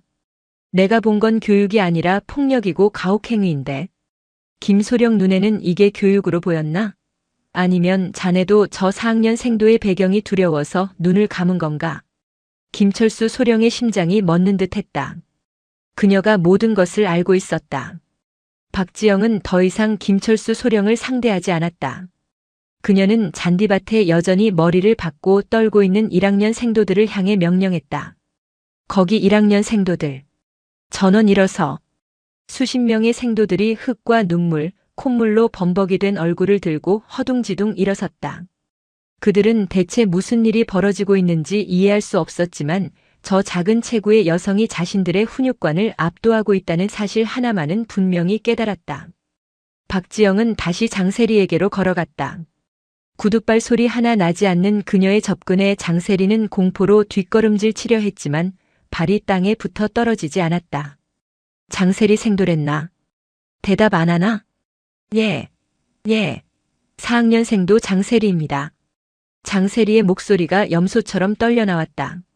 아까 나한테 내년이라고 했던가. 장세리의 눈앞이 다시 한번 하얘졌다. 아닙니다. 저는 절대 그런. 어디서 굴러먹던 아줌마라고도 했지. 내 두 귀로 똑똑히 들었는데. 사령관님, 저는 정말 민간인이신 줄 알고 그래서. 민간인이면 그렇게 모욕해도 되나? 박지영의 일갈에 장세리는 입을 다물었다. 민간인이면 어깨를 밀치고 손가락질을 해도 되는 건가? 그게 자네가 이 신성한 곳에서 배운 사관생도의 명예인가? 자네가 지키겠다는 조국이, 자네가 돌보겠다는 환자가 바로 그 민간인들이다. 박지영은 장세리를 지나쳐 1학년 생도들 중 가장 비참한 몰골로 울고 있던 이지은 생도 앞에 섰다. 생도. 이름이 뭔가? 1학년 생도 이지은입니다. 이지은 생도가 울음이 터지는 것을 참으며 필사적으로 경례했다. 이지은 생도. 똑바로 대답해. 저 4학년 생도가 자네를 폭행했나? 이지은 생도의 눈이 흔들렸다. 그녀는 자신을 노려보는 장세리의 눈빛을 마주하고 공포에 질려 입을 열지 못했다. 진실을 말해. 박지영이 이지은 생도의 어깨를 부드럽게 감쌌다. 내가 여기 있다. 이 의무사령관이 바로 자네 옆에 있어. 저 생도가 두려워서 대답을 못하겠나? 그 따뜻한 손길과 단호한 목소리에 이지은 생도가 그동안 참아왔던 모든 것을 터뜨렸다. 상습적으로 괴롭혔습니다. 저뿐만 아니라 제 동기들 모두를. 장세리의 얼굴이 굳었다. 그리고 제 과제도, 제 보고서도. 마침내 투서의 핵심이 그녀의 입에서 터져나왔다. 장세리의 눈이 공포로 물들었다. 단순한 가혹행위가 아니었다. 박지영은 이지은 생도의 어깨를 다독인 뒤 다시 김철수 소령을 바라보았다. 그녀의 눈은 이제 자비가 없었다. 김소령. 당장 학교장실로 연락해. 학교장과 훈육단장, 지금 즉시 이 자리로 오라고 해. 5분 주겠다. 의무사령관 명령이다. 김철수 소령은 거의 비명을 지르다시피 휴대폰을 꺼내 학교 지휘부에 전화를 걸었다. 그의 손이 너무 심하게 떨려 번호조차 제대로 누르지 못했다. 필승. 비서실장님. 저 이중대 훈육관입니다. 지금 큰일 났습니다. 의무사령관님께서 박지영 중장님께서 지금 이중대 생활관 앞에 와 계십니다. 예. 사복 차림이십니다. 학교장님과 훈육단장님 당장 오시랍니다. 사관학교 전체가 이른 아침에 비상벨에 깨어났다. 의무사령관 박지영 중장. 그 이름 세 글자는 국군간호사관학교 교장인 육군 소장 오은경에게는 직속상관 그 이상의 무게였다. 그녀는 자신의 전설적인 대선배이자 사실상 모든 간호병과의 정점에 있는 인물이었다. 그런 인물이 아무런 예고도 없이 그것도 훈육관의 다급한 비상 연락으로 등장을 알렸다. 오은경 소장은 관사에서 전투복을 입다 말고 뛰쳐나왔다. 훈육단장인 강인규 대령 역시 얼굴이 사색이 되어 행정반을 박차고 나왔다. 그 사이 박지영은 잔디밭의 모든 생도들을 향해 명령했다. 장세리 생도, 그리고 거기 4학년 가담자 전원, 즉각 생활관으로 복귀해 완전 군장 결합한다. 10분 후 연병장 중앙에 집합해 대기한다. 알겠나? 예, 알겠습니다. 장세리와 4학년 생도들은 이미 영혼이 빠져나간 표정으로 대답하고는 비틀거리며 생활관으로 뛰어들어갔다. 김철수 소령. 예.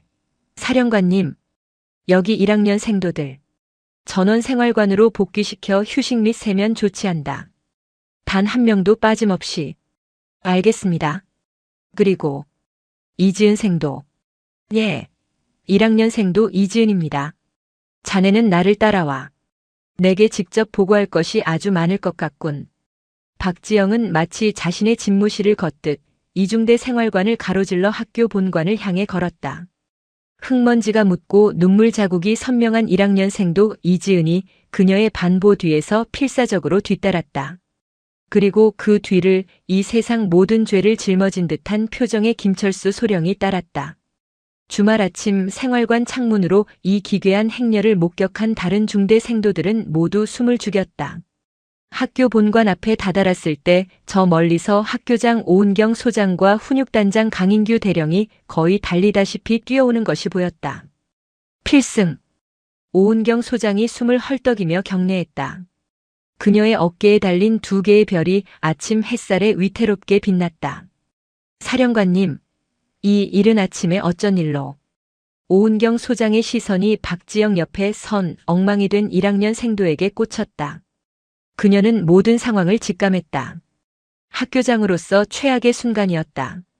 박지영은 담담하게 경례를 받았다. 오 소장, 오랜만이군. 내 모교 공기가 많이 탁해진 것 같아서 직접 환기하러 왔네. 그녀의 목소리는 조용했지만 오은경 소장의 뺨을 후려치는 듯 했다. 학교장실에서 이야기하지. 이 생도도 함께 들어가야겠네. 훈육단장과 김소령은 밖에서 대기해. 학교장실의 육중한 문이 닫혔다. 문 밖에 강인규 대령과 김철수 소령은 감히 숨조차 크게 쉬지 못했다. 육군 소장과 육군 중장, 그리고 1학년 생도. 세 사람만 남은 학교장실의 공기는 무겁게 가라앉았다. 내가 오늘 뭘 봤는지 아나 오 소장? 박지영은 소파에 앉지도 않고 창밖을 내다보며 입을 열었다. 그녀는 방금 목격한 모든 것을 단어 하나 빠뜨리지 않고 읊었다. 머리박기, 조롱, 구둣발길질, 그리고 김철수 소령의 묵인. 오은경 소장의 얼굴이 굳어졌다. 사령관님, 면목이 없습니다. 당장 해당 훈육관과 중대장 생도를. 훈육관? 물론 그자도 문제야. 하지만 진짜 문제는 그게 아니야. 박지영은 이지은 생도를 바라보았다. 이지은 생도. 아까 하려던 말 마저 해봐. 과제는 무슨 말이지? 오은경 소장의 시선이 이지은 생도에게 향했다. 2명의 장성 앞에서 이지은 생도는 용기를 냈다.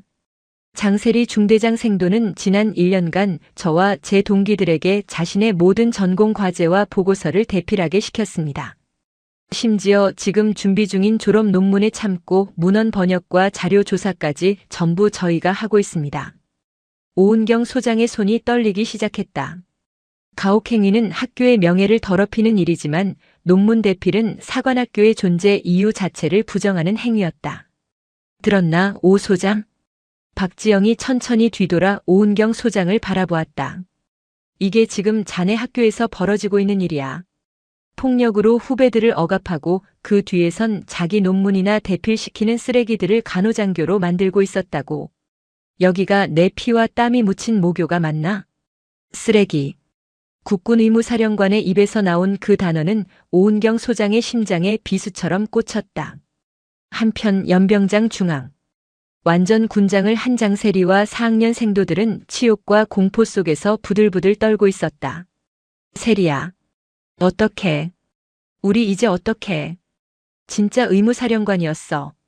별 3개. 시끄러워. 장세리가 악을 썼다. 그녀의 얼굴은 공포보다 분노로 일그러져 있었다. 재수없게 걸렸어. 하필 왜 오늘. 젠장. 그 미친년이 왜 사복을 입고 돌아다녀. 야, 말 조심해. 이제 와서 미친년이라니. 퇴교당하는 거 아니야, 우리? 농문 대필까지 걸리면. 퇴교? 웃기지 마. 내가 누군지 잊었어? 장세리의 눈이 번뜩였다. 그녀는 무리에서 살짝 빠져나와 군장 뒤에 숨어 자신의 스마트폰을 꺼냈다. 주말 외출이 허가된 상태라 소지하고 있었다. 그녀는 단축번호 1번을 길게 눌렀다. 자신의 아버지 육군 제3군 단장, 육군 중장 장필규였다. 아빠, 나 어떡해. 나 지금 큰일 났어. 수화기 너머로 잠이 덜 깬 아버지의 목소리가 들렸다. 무슨 일이야 이 시간에. 웬 호들갑이냐. 아빠, 의무사령관, 박지영 중장이 학교에 왔는데 내가 그 사람인 줄 모르고 아니 아주 큰 실수를 했어. 뭐? 박지영 중장? 장필규 중장의 잠이 확 달아났다. 그 역시 박지영을 잘 알았다. 같은 삼정성이지만 군 내에서 철의 나이팅게일이라 불리는 그녀의 위상은 단순한 계급 이상이었다. 무슨 실수를 했는데? 그냥 민간인인 줄 알고 아줌마라고 부르고 내년이라고 하고 조금 밀치려고 했는데. 미쳤구나, 내가. 장필규 중장의 고함이 터져나왔다. 아빠, 지금 그게 문제가 아니라 나 완전 군장하고 연병장에 서 있어. 당장 퇴교시킬 기세라고. 아빠가 어떻게 좀 해줘. 응? 아빠도 별 3개잖아. 하필 박지영이라니. 장필규 중장은 마른 세수를 했다. 그는 잠시 고민하다가 입을 열었다. 알았다. 일단 끊어. 절대 경거망동하지 마라. 지금부터는 시키는 대로만 하고 있어. 내가 오은경 소장하고 이야기해 보겠다. 전화를 끊은 장세리는 다시 동기들 틈으로 돌아왔다. 그녀의 얼굴에는 다시 희미한 오만함이 서려 있었다. 같은 시각 학교장실. 박지영 중장은 오은경 소장에게 단호한 어조로 명령을 내리고 있었다. 당장 이중대 훈육관 김철수 소령, 직위해제하고 감찰 대기시켜. 그리고 장세리 생도를 포함한 4학년 가담자 전원, 지금 즉시 징계위원회 회부 준비해. 사안이 중대하니 퇴교 조치를 원칙으로 검토하게. 예, 알겠습니다, 사령관님. 이지은 생도를 포함한 1학년 피해 생도 전원, 즉각 심리 상담 및 보호 조치 실시하고 가해 생도들과 완벽히 분리시켜. 오은경 소장이 박지영의 명령을 받아 적고 있을 때 그녀의 책상 위에 놓인 붉은색 군용 전화기, 즉 비화기가 요란하게 울리기 시작했다. 오은경 소장은 박지영 중장의 눈치를 살폈다. 박지영은 턱짓으로 받으라고 지시했다. 필승. 학교장 소장 오은경입니다. 나 장필규 중장이네. 3군 단장이야. 오은경 소장은 자리에서 벌떡 일어섰다. 필승. 군단장님. 오 소장. 지금 내 딸아이가 거기서 좀 실수를 한 모양인데. 내가 들어보니 박지영 사령관님이 좀 과하게 오해를 하신 것 같아서 말이야. 오은경 소장은 식은땀을 흘리며 박지영을 바라보았다. 생도들끼리 군기 잡는 거야 뭐 그럴 수도 있는 일 아닌가. 오 소장이 잘 좀 말씀드려서 원만하게. 그 순간 박지영 중장이 오은경 소장의 손에서 수화기를 빼앗아 들었다. 필승. 의무사령관 중장 박지영입니다. 수화기 너머에서 순간 숨을 들이마시는 소리가 들렸다. 완벽한 정적. 아, 박 사령관님. 허허. 장 중장입니다. 아니, 우리 딸애가 사령관님인 줄 미처 모르고 큰 결례를. 장군단장. 박지영이 그의 말을 잘랐다. 지금 자네 딸이 저지른 짓이 실수로 보이나? 내게 내년이라고 하고 어깨를 밀치려 한 게 생도들끼리 군기 잡는 일로 보이냔 말일세. 아니, 그건 제가 교육을 잘못 시킨 탓입니다. 하지만 사령관님이신 줄 몰랐다고 하니 부디. 몰랐으면 괜찮나?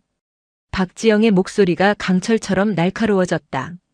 그럼 내 모교는 민간인은 함부로 모욕하고 폭행해도 되는 곳이었나? 그리고 박지영은 숨을 한번 골랐다. 자네 딸은 지금 후배 생도들 논문 대필이나 시키는 쓰레기 짓을 하고 있었어. 이게 군단장이 지휘관의 권한을 이용해 청탁 전화나 할 일인가? 사령관님, 말씀이 지나치십니다. 쓰레기라니. 지나친 건 자네 딸의 행동과 자네의 이 전화겠지. 장군단장, 이 일은 단순한 생도 간의 문제가 아니야. 내 모교의 명예를 더럽힌 범죄 혐의로 조사를 받아야 할 일이야. 박 사령관. 그리고 이 시간부로 자네가 지휘관의 직위를 이용해 내 감찰에 압력을 행사하려 했다는 사실까지 포함해서 국방부 장관님께 직접 보고하겠네. 이만 끊겠네. 철컥. 박지영은 3군 단장의 말이 끝나기도 전에 붉은색 수화기를 내려놓았다. 오은경 소장은 같은 삼정성인 군단장과의 통화를 일방적으로 끊어버린 박지영을 경외와 공포가 뒤섞인 눈으로 바라보았다. 철의 나이팅게일이 3군 단장에게 정면으로 전쟁을 선포한 순간이었다. 박지영은 아무 일 없었다는 듯 오은경 소장을 바라보았다. 뭘 멍하니 서 있나? 당장 감찰실장 불러.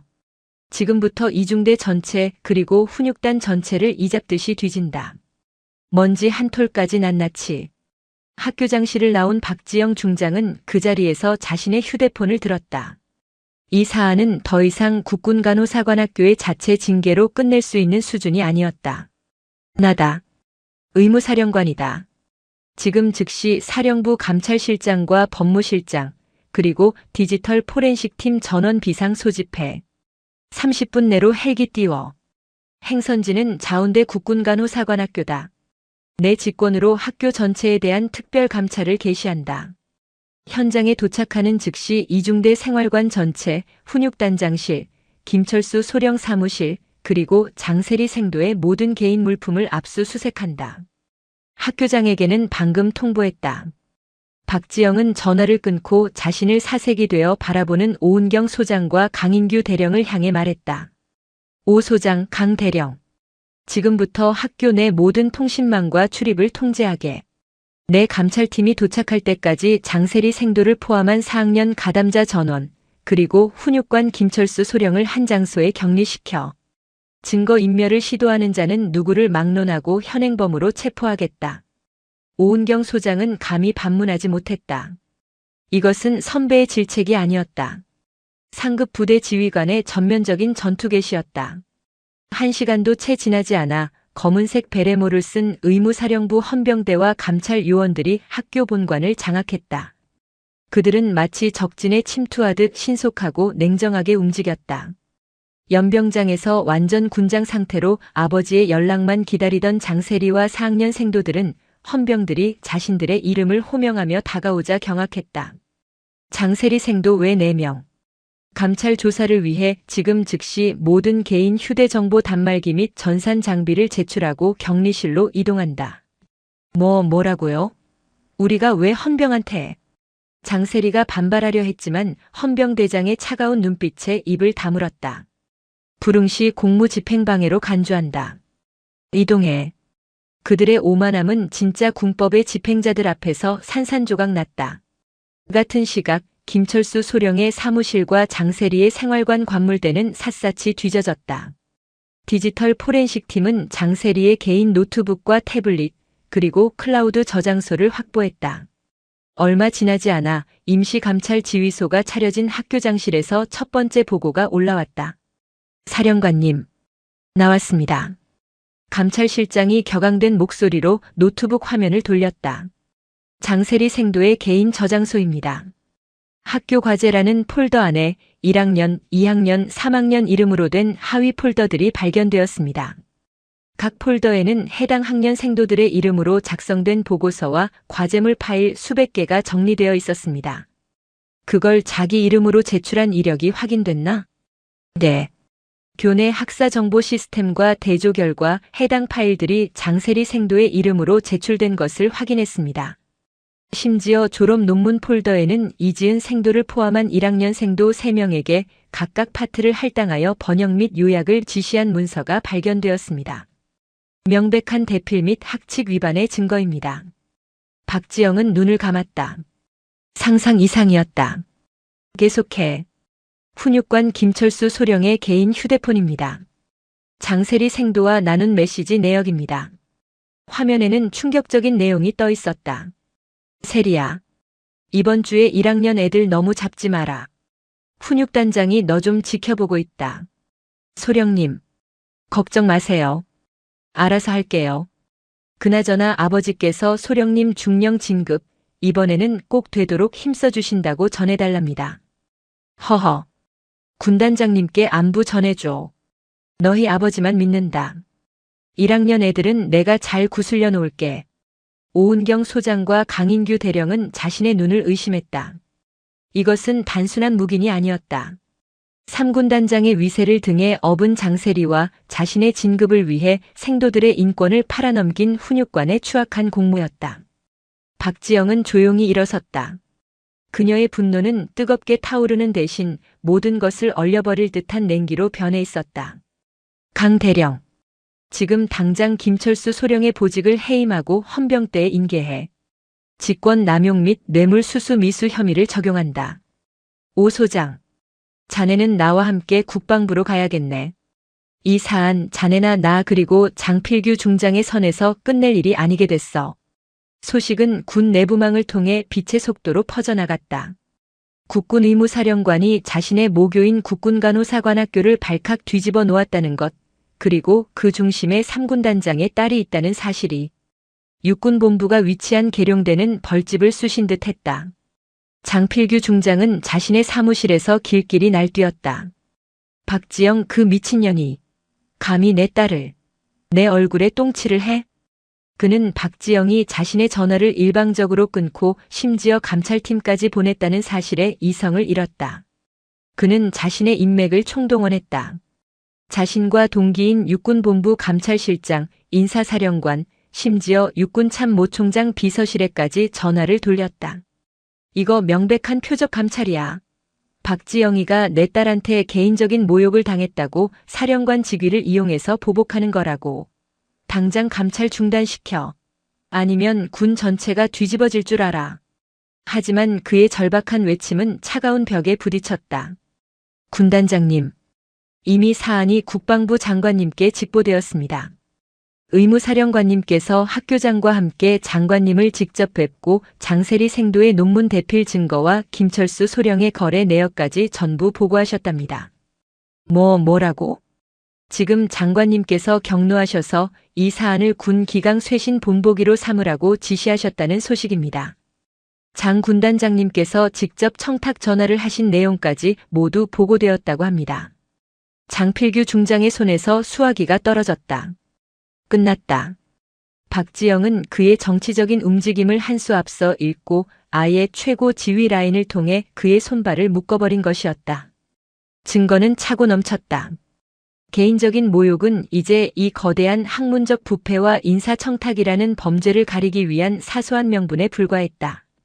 박지영은 국방부에서 복귀하는 즉시 사관학교 교육운영위원회에 긴급 소집을 명령했다. 장세리와 가담자들에 대한 징계위원회였다. 그녀는 위원회에 직접 참석했다. 학교장 오은경 소장이 위원장을 맡았고 박지영 중장은 상급부대 지휘관 자격으로 배석했다. 격리실에서 끌려나온 장세리는 이미 상황이 끝났다는 것을 직감했다. 하지만 그녀는 마지막 발악을 했다. 인정 못합니다. 이건 명백한 표적 감찰이고 보복입니다. 박지영 사령관님이 저한테 개인적인 원한을 품고 조용히 해 생도. 박지영이 나직이 말했다. 내가 자네에게 무슨 원한이 있나? 자네가 내게 내년이라고 해서? 아줌마라고 해서? 물론 불쾌했지. 하지만 내 기분 따위로 군법을 움직이지 않아. 박지영은 감찰실장에게 눈짓했다. 저 화면에 자네가 후배들에게 대필시킨 증거 목록을 띄워. 스크린에 수백 개의 파일 목록과 대화 내역이 펼쳐지자 장세리는 얼굴이 하얗게 질렸다. 자네는 내게 모욕을 준 게 아니야. 자네는 군인의 명예를 그리고 자네가 평생 돌봐야 할 환자들의 신뢰를 모욕했어. 자네는 동료 생도들을 폭력으로 억압하고 그들의 노동력을 착취했지. 그건 사관 생도가 아니라 뒷골목 양아치나 하는 짓이야. 그리고 박지영이 김철수 소령과의 대화 내역을 띄웠다. 자네는 자네 아버지의 권력을 팔아 훈육관을 매수하려 했어. 그게 바로 내가 오늘 이 자리에 앉아 있는 이유다. 자네 같은 자가 간호장교의 다이아몬드 계급장을 다는 것을 내 두 눈 뜨고 볼 수가 없기 때문이야. 장세리는 더 이상 아무 말도 하지 못했다. 그녀는 그저 떨고만 있었다. 오은경 소장이 위원들을 둘러본 뒤 최종 판결문을 읽어 내려갔다. 국군간호사관학교 교육운영위원회는 4학년 장세리 생도가 사관 생도의 품위를 심각하게 손상시켰으며 반복적인 가혹행위와 지휘권 남용 그리고 학칙이 금지하는 논문 대필 행위 등 도저히 장교로서 임관할 자격이 없다고 판단한다. 이에 장세리 생도를 국군간호사관학교에서 퇴교 조치한다. 퇴교. 장세리의 눈이 초점을 잃었다. 4년간의 모든 것이 사라지는 순간이었다. 징계위원회가 끝난 직후 박지영 중장은 연병장에 집합한 가담 4학년 생도들에게도 똑같은 처분이 내려지는 것을 지켜보았다. 주동자급 2명은 퇴교, 단순 가담자 2명은 1년 유급이라는 중징계가 내려졌다. 그리고 김철수 소령은 즉각 구속되었다. 그는 군사법원으로 넘겨져 직권 남용, 뇌물수수 약속, 그리고 군인의 지휘 및 복무에 관한 기본법 위반 혐의로 재판을 받게 되었다.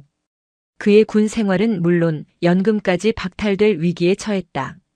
하지만 박지영의 임무는 아직 끝나지 않았다.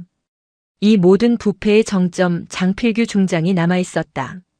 국방부 장관의 특별 지시로 육군본부 감찰실은 3군 단장 장필규 중장에 대한 직권 남용 및 인사청탁 혐의에 대한 조사에 착수했다. 장필규 중장은 모든 혐의를 부인했다. 딸아이가 걱정돼서 학교장에게 안부 전화를 한 것뿐이다. 의무사령관과는 동기급이라 격의 없이 이야기한 것뿐인데 이걸 청탁이라고 하다니. 그가 버티자 박지영은 마지막 카드를 꺼냈다. 그녀는 군 내부 언론이 아닌 가장 공신력 있는 민간 언론사의 익명의 제보 형식으로 감찰 자료의 일부를 흘렸다. 물론 군사 기밀이 아닌 논문 대필과 훈육관 매수에 대한 증거였다. 현역 육군 중장 딸 사관학교에서 후배 상습 폭행 및 논문 대필. 아버지는 훈육관 매수 정황. 기사는 대한민국을 발칵 뒤집어 놓았다. 국민들의 분노가 들끓었다. 군의 명예는 바닥까지 추락했다. 국방부는 더 이상 장필규를 감쌀 수 없었다. 결국 육군 참모총장은 장필규 중장을 직위 해제하고 육군 본부 정책연구관이라는 한직으로 발령낸 뒤 그에게 단 하나의 선택지를 제시했다. 명예롭게 전역 지원서를 내시죠. 장군단장님. 더 이상 군복을 입고 계시기엔 군의 명예를 너무 많이 실추시켰습니다. 장필규 중장은 자신의 집무실에서 별 3개가 박힌 전투모를 집어 던졌다. 박지영이라는 감히 자신과 같은 계급장을 달고 있던 그 간호쟁이 하나를 얕보다가 자신의 모든 것을 잃은 것이었다. 그는 결국 불명예 전역이라는 최악의 사태를 피하기 위해 스스로 전역 지원서를 제출했다. 그의 군 생활은 가장 치욕적인 방식으로 막을 내렸다. 며칠 후 국군간호사관학교는 다시 안정을 되찾았다. 하지만 그 공기는 이전과 완전히 달랐다. 썩은 고름을 짜낸 뒤에 건강한 긴장감이 감돌았다. 장세리는 모든 짐을 싸서 부모의 차를 타고 정문을 빠져나갔다. 그녀는 더 이상 사관 생도가 아닌 평범한 20살 초반의 민간인이었다. 그 어떤 생도도 그녀를 배웅하지 않았다. 그녀가 그토록 경멸했던 1학년 생도들은 생활관 창문 너머로 그녀의 차가 사라지는 것을 묵묵히 지켜보았다. 박지영 중장은 학교를 떠나기 전 마지막으로 학교 강당에 전 생도를 집합시켰다. 그녀는 계급장이 선명한 정복 차림으로 연단에 섰다. 나는 오늘 여러분의 대선배로서 그리고 의무사령관으로서 여러분에게 사과한다. 생도들이 술렁였다. 이 신성한 교정에서 미래의 간호장교들이 폭력과 불의에 고통받는 동안 그것을 제때 살피지 못한 나의 잘못이다. 미안하다. 박지영이 허리를 숙여 사과하자 강당은 숙연해졌다. 하지만 오늘을 기억하라. 여러분이 입은 이 군복은 여러분에게 주어진 특권이 아니라 여러분이 짊어져야 할 책임이다. 여러분의 손에 들릴 주사기와 청진기는 계급을 막론하고 모든 전우의 생명을 구하는 신성한 도구이지 후배들을 억압하고 자신의 이익을 챙기는 흉기가 아니다. 그녀는 강당 앞줄에 앉은 이지은 생도를 바라보았다. 불의를 보고 침묵하는 것은 불의에 동조하는 것이다.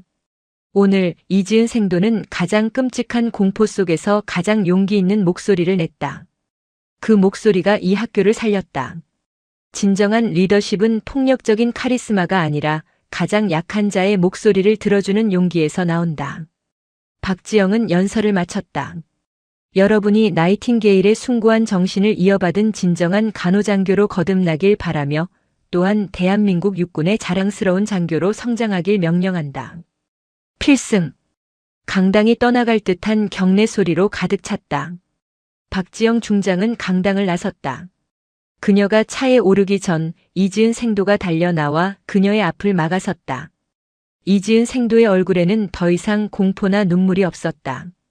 굳은 결의와 존경심만이 가득했다. 이지은 생도는 자신의 군 생활 중 가장 크고 절도 있는 목소리로 경례했다. 필승! 사령관님! 가르침 절대 잊지 않겠습니다.